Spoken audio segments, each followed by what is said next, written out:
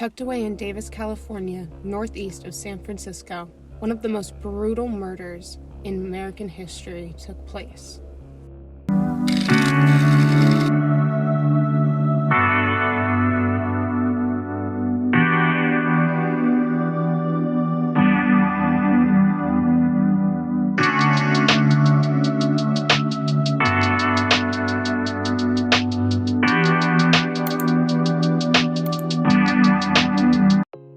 My beautiful butterflies, it's Quinn, and today we are going to be talking about the haunted history of Davis. I grew up right around Davis, and I had no idea what horrific things have happened here. The stories we're going to be talking about are older, but are still relevant in Davis history. If you haven't already, make sure to subscribe, check out all of my socials, they'll be linked in the description, as well as my merch. Make sure to check that out as well. We've got more people out there repping merch now, and I would love to see you guys in it, so send me pictures. Now let's get into the unexpected truth of Davis ghost stories. Trigger warning, these stories do talk about death and abuse, so keep that in mind moving forward in this video. If that is something you cannot handle, this may not be the channel for you. And I'm sorry about any passing by cars during this video or any outside noises.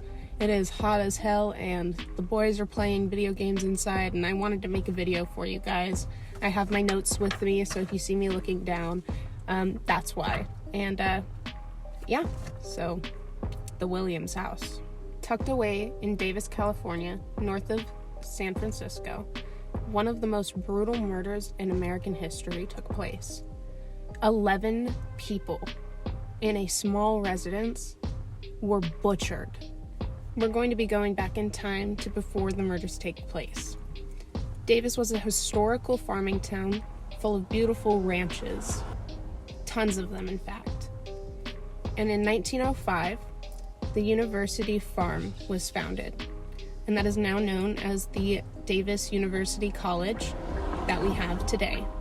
Now, obviously, education is important, and Davis University is one of the best universities you can get into in California, and you have to have great grades to get into there. One of my friends that literally constantly had amazing grades, she couldn't even get into there. It is a very hard college to get into. I'm not in college. I don't know anything about the statistics about getting into Davis, but this caused people to come in. People wanted education, so people moved to Davis, and it became not this local ranching area where people had farms and stuff, and became more of a suburban area with homes and students all flocking to this university. Now, I don't have any proof of where and when this couple moved into Davis, but the murder took place in 1946, so that they either moved into Davis right before or at least like a year before 1946, so keep that in mind. Jonathan Williams, born in 1910, a college professor and a scientist who studies plants, married Eleanor Williams, date of birth unknown, but she was a housewife. They had 2 daughters, and they were twins, ages 6 during the time of the murder, or 7, sometime around 6 or 7 years old. They moved onto Douglas Avenue and quickly settled in. So Jonathan is a college professor at University of Davis. This man was supposedly working long nights, until midnight, pretty much. What classes go till midnight? Are there classes that go till midnight? His wife thinks that this is weird. I mean, I would think it was weird if my husband was working until 12 o'clock as a professor every night. But then again, he was also a scientist who studied plants. So maybe he was doing some scientific discoveries at those times, but 12 o'clock every night? So his wife starts connecting these dots and is like, "You're cheating. This is infidelity that you're doing to me." I don't know if she's confronted him or talked to him at all, and this may be something that's just in the back of her mind, and she's never even said anything to him. I'm not sure. These are the details that I do not know, and I wish I could figure out. So this is going on for weeks, months, maybe a year. I don't know when they moved into this house and he started working as a college professor and scientist. I just know that in 1946, it was their twin baby girl's birthday. The date was February 23rd. They were turning 6 or 7, one of the two. Eleanor, the mother, is throwing a huge party at their little house, decorating the whole place by herself, inviting tons of guests, and there's no sign of Jonathan on the girl's birthday. He couldn't get the day off of work to come to his baby girl's birthday. And this again has Eleanor wondering, is he cheating? What is happening? And in the back of her head, it's just piling up, and she's getting more and more angry until something in her just snaps. Now, did Jonathan, the husband, forget that it was his baby girl's birthdays? Was he just trying to work extra hours to get more money for them, to maybe get them better gifts, more extravagant gifts? Or was he maybe cheating, like Eleanor thought? Well, he didn't come home for hours, and the party went on. Still no sign of Jonathan. At this point, Eleanor is fed up, but rather than taking this out directly on her husband that may or may not be cheating on her and talking to him, what she decides to do is worse. She wants to teach Jonathan a lesson in the worst way possible, but by affecting others. Now, it's Eleanor's two baby girls' birthday, and their cake isn't made yet, so she goes to the kitchen. And when she goes to the kitchen, she starts to bake a cake for her baby girls and their guests that she invited to their house for the birthday. And she's adding powdered sugar, eggs, flour. I don't know what goes into a cake. I don't bake, I don't cook. And then she adds arsenic. When she finishes baking and frosting the cake for her baby girls, not her, obviously, for her baby girls, she starts singing happy birthday and bringing out the cake to all the guests and her daughters, and they all ate it. And within just a few hours, the kids and the guests lay sick on the floor, hardly being able to move. But this was an unlethal dose. Eleanor went to find a hammer in the garage and then finished off her victims. But she did not stop there. She hung her victims on meat hooks in the living room. What the fuck? And even after all of that, she was not done there. She went and got her wedding dress, covered it in the blood of her victims, and sat on the doorstep waiting for her husband to come home. And what does that mean? It just has me think, why get your wedding dress and covered in blood? I think it's symbolic of the purity of the white dress and his infidelity, his cheating on her, being the blood of the victims. But in the same way of this metaphorical ideology of whatever the fuck this crime scene is, why involve other people that had absolutely nothing to do with your man's infidelity? Even if he might not have been cheating. We don't know. And I don't know how real this is, but I wouldn't doubt it. People have seen the faces of the twins in neighboring windows. Enough said on that. Now, like I said, I don't know exactly where this took place, and I've looked up the names and tried to find headstones. I haven't found people with these names yet. We'll see how authentic this is. If you guys can find anything online that helps with the authenticity of this story, let me know in the comments. But this story was just crazy. I had to add it in. Now the next story I know is authentic. This next story is about the Warner Hamill house. I'm sorry if I'm not saying that right. I'm trying my best. I also have a photo of this house, and so I know this is 100% authentic. I know exactly where this house is. I have an address for it. If you guys would like to see me visit it, I may park out front. I don't know if it's being occupied by any residents, but if I sit outside in my car and just film and see if I can get any activity or answers there, you can let me know if you would want that. I can see what I can do, but let's get into this story. In the south of Davis lies the Warner Hamill House, and it is the oldest structure to be in Davis. It was built in 1859, right after California became a state, like its own state. Hartman Hamill, a German immigrant, bought the house originally built in Solano County, but he had to move from Solano County to Davis, and he brought the house with him. And why did he move? Because of the hauntings. And did it help?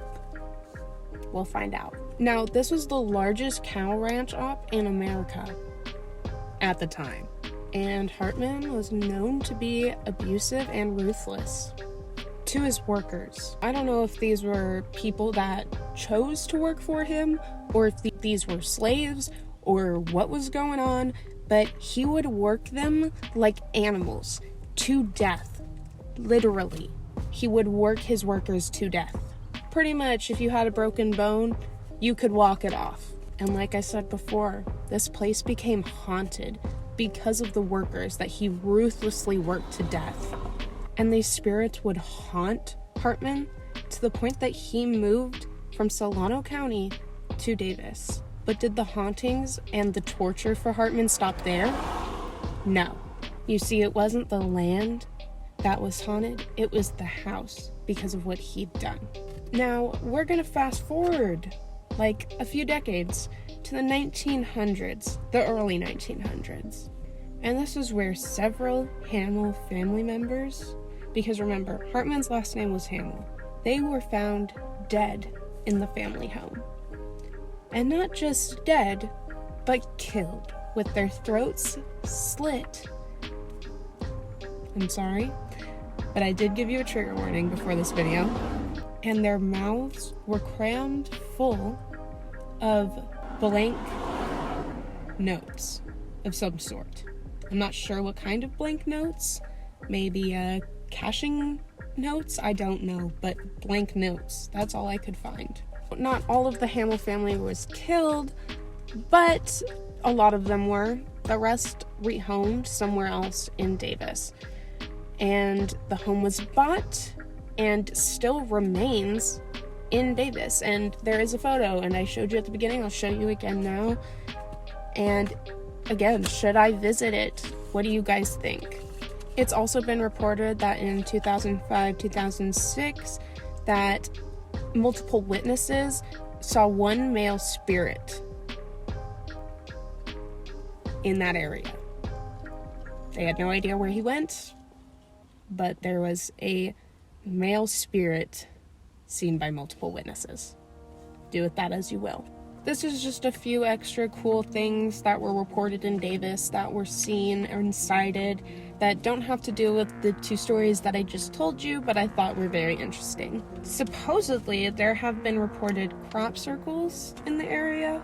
I don't know, like how far back that goes or how long ago that was, but I thought that was pretty interesting.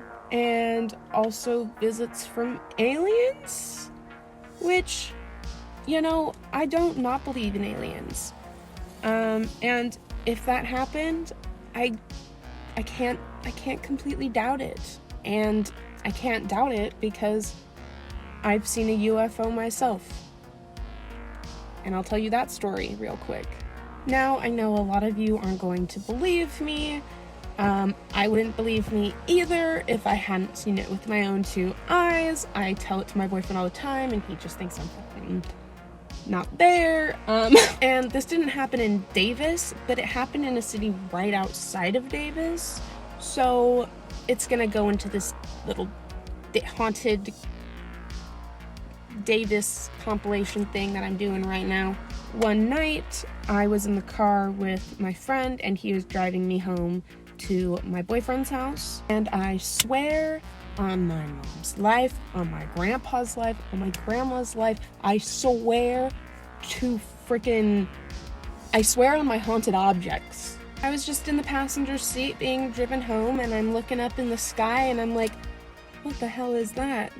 And it's this big circular thing in the sky, like I can tell, and it's not like it looked like it was kind of turning, and it was just sitting in the sky. It wasn't moving, it was just sitting there, and it was huge, like it was close, like at least an airplane like high, but it was huge, like it was way bigger than an airplane. It was like above like a huge part of town, and I was like, what is going on? And I swear I was not on any kind of anything when this happened.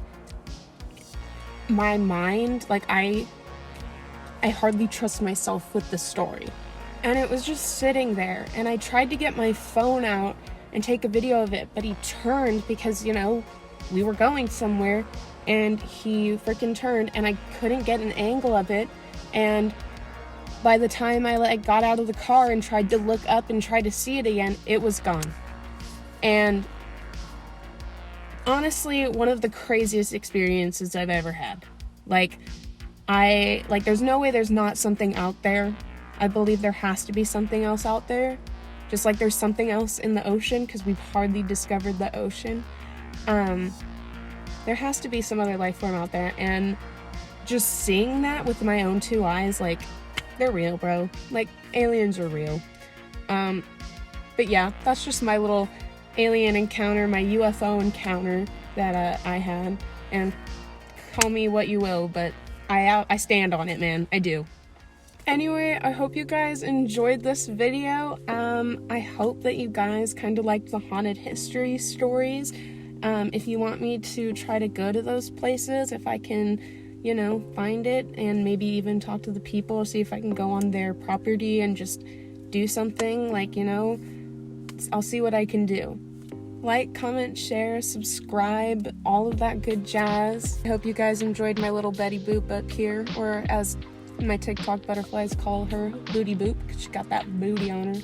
She'll be twerking all day for me when I drive. Comment some places that you want me to do some historical digging on, and I can make a video about it. And I want you guys to comment your favorite type of butterfly and your favorite type of flower. The engagement just helps a lot with the algorithm, guys, and I would really appreciate it. I love you guys so much, and I hope you enjoyed this video. Again, leave any comments on what you want me to do next. I love you, my beautiful butterflies.